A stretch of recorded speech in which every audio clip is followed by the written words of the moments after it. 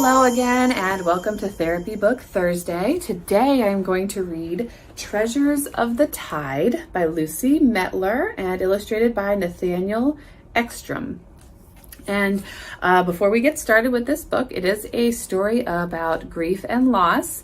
And so there is talk about death in here. And there are some, within the story, they do talk about God and heaven and topics, those topics. So just keep that in mind as we read this. For some people, that is just fine. And for other people, that doesn't fit into their lifestyle, and that is perfectly okay.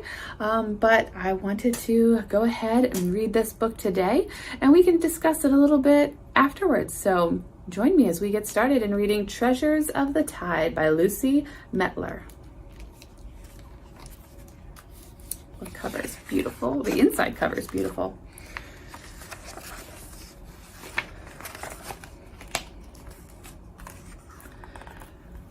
Gus woke to the warmth of the sun on his face and the smell of buttermilk and bacon downstairs. Outside, the bluebirds were chirping, their melody baptizing the sunrise in all its glory. Dewdrops bejeweled the blades of grass, glistening as they caught the light. The family dog, June, leaped onto Gus's bed and began to burrow under the covers.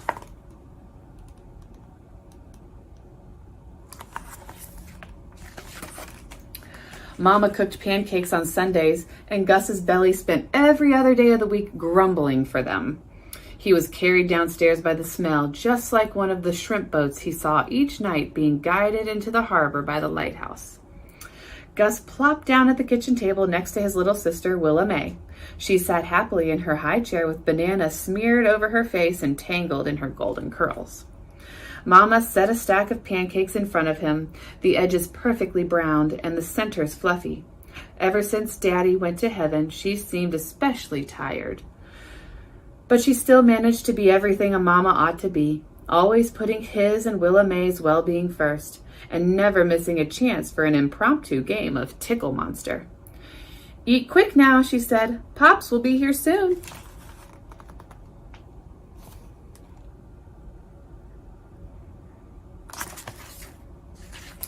On Sundays, Pops took Gus and Willa May to the shoreline. It was their special time together.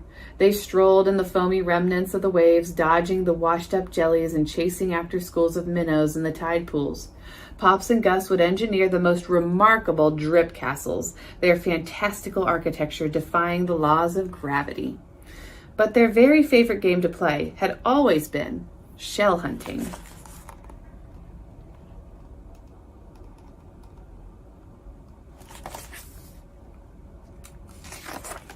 As Mama was clearing the dishes, Pops pulled up into the driveway in his sun-bleached blue truck. Gus grabbed his shovel and bucket, and he and Willa May rushed down the front porch steps to greet him. The beach was 15 minutes away, and they always kept a prayer-like silence during the drive, anticipating the first signs of the beach. As they got closer, the sounds of seagulls squawking to each other and the smell of salty sea breezes filled the air. Gus jumped out of the truck and ran through the path that cut across the sand dunes. As he reached the top of the dune, his eyes lit up at the thousands of shells spread out before him. Pops and Willa May followed behind and selected a spot to plant their beach umbrella. It was noon and the sun was getting higher in the sky.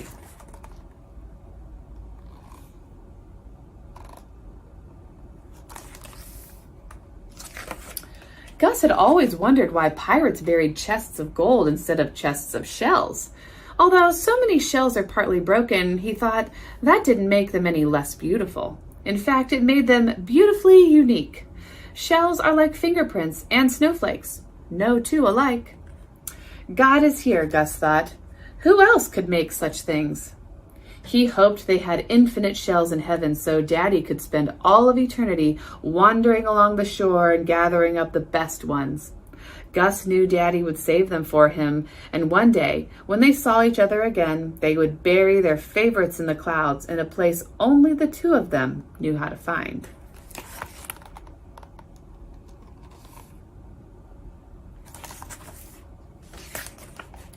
As Gus surveyed the ocean, a sea urchin emerged from the waves and rolled onto the beach.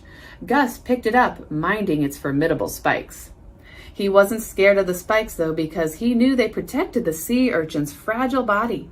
He knew that underneath the creature's sharp defenses was an intricately formed and beautiful shell. Holding the sea urchin carefully in his hand, Gus waded into the water and gently placed it back beneath the swells. The sea, not the sand, was its home.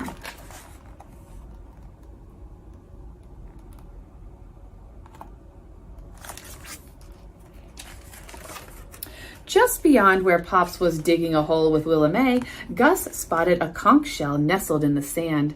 Its colors melted into one another, vibrant, shiny hues of pinks and oranges and pearlescent corals. The conch shell is the mother of all shells, the queen of the kingdom. Gus loved the way it opened up, like it was extending its arms into a hug. He had learned that all kinds of creatures take refuge within her walls, that she is home to tiny snails, called conch, to fish, and to crabs. The conch shell reminded Gus of Mama, how sturdy and strong she was on the outside and how beautiful and colorful she was on the inside.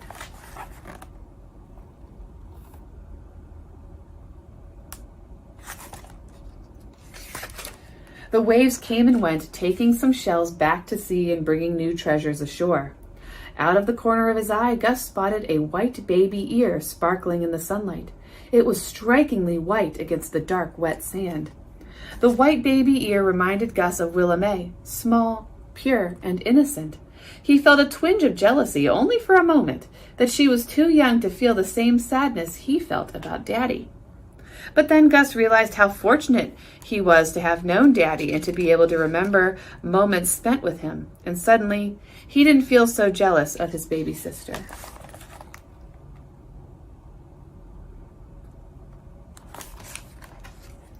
Next, Gus came across a small colony of angel wing shells, different shades of every color.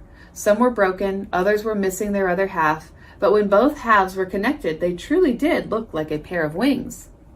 Each time he found angel wing shells at the beach, Gus felt Daddy's presence, as if he were standing right beside him.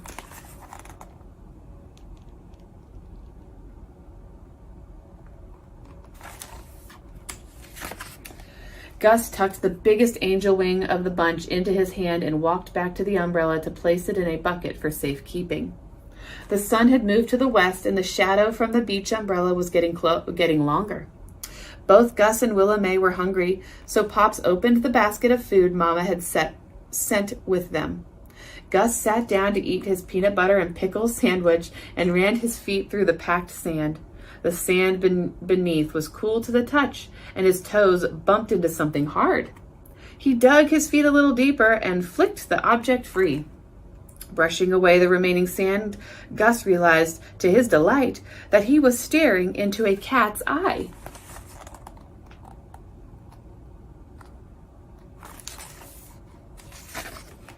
Of course, it wasn't a real cat's eye, but it looked so much like one that shell collectors gave it this name years ago.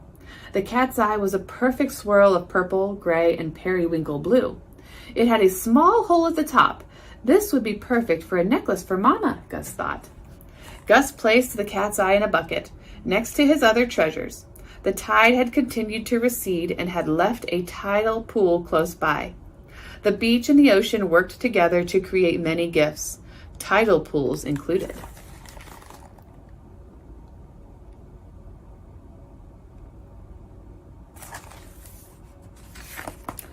Gus belted out to Willa May, "Bet you can't catch me," and took off running for the tidal pool. Willa May chased after him. Splash! Willa May lost her balance and she toddled into the shallow water. She reached for the sandy bottom as she tried to stand up and excitedly called out Gus's name. "Gus, Gus, come here!" She held out her hand.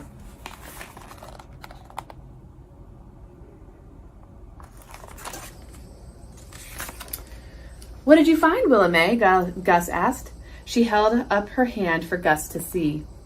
Gus grabbed the ball of wet sand and dunked it into the water. His palm revealed an ever so precious deep-sea scallop shell. The scallop shell had rounded stripes of coral, pink and purple from end to end. Its edges had a few chips, but Gus knew that this was a special find. Gus had read about this type of scallop shell, but he had never found one before.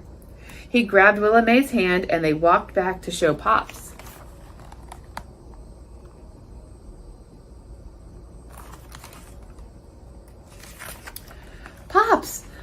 Pops, one of the best shell collectors Gus knew, second only to Daddy, agreed that it was indeed a beautiful deep-sea scallop shell. Just think, Pops wondered, how much ocean that shell has crossed to get here. Gus could only imagine the journey this scallop shell had endured on its way to the tidal pool. The chips were part of its story. Without those precious bumps and tumbles it faced through the ocean tides, it may never have ended up in Willa Mae's hand.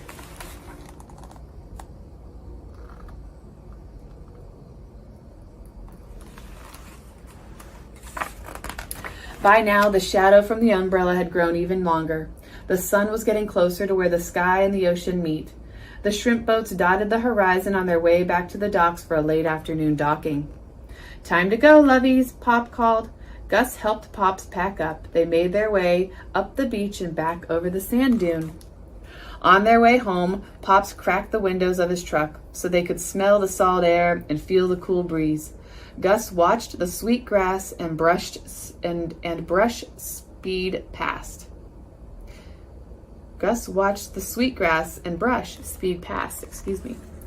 The sun had set and night was arriving. Gus took his treasures to his room. After rinsing them in the sink, he proudly placed his newfound treasures on the windowsill.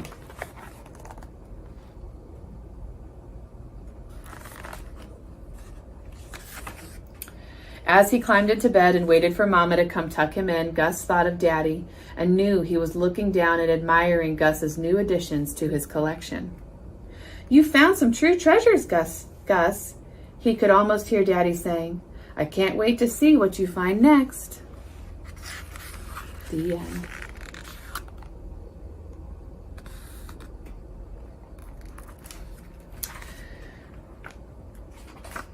I really love the illustrations in this book and the story that it tells, and the themes throughout the story, talking about the different shells and how they related to different people in his life, both dead and alive, and the way that they use memories and activities of Gus's dad to remind him of the fun times they had together and how they incorporated their spiritual beliefs into those practices, and thinking about their daddy in heaven and what he would be doing in heaven and what he would be doing looking down on them.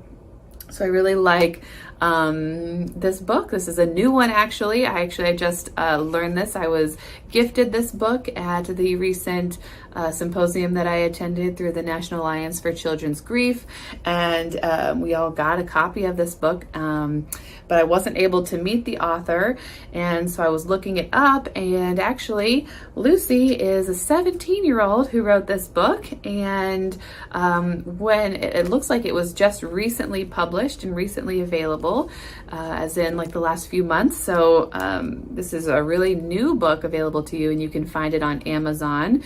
So feel free to go ahead and get yourself a copy for your family, your school, your classroom, your grief group, whoever you feel might need a book or need help talking about their loss and death of a loved one. I hope you enjoyed joining me this afternoon for Therapy Book Thursday. I look forward to reading more books to you in the future, and join me next Thursday for Therapy Book Thursday here at noon. Thank you and have a wonderful rest of your day. Bye.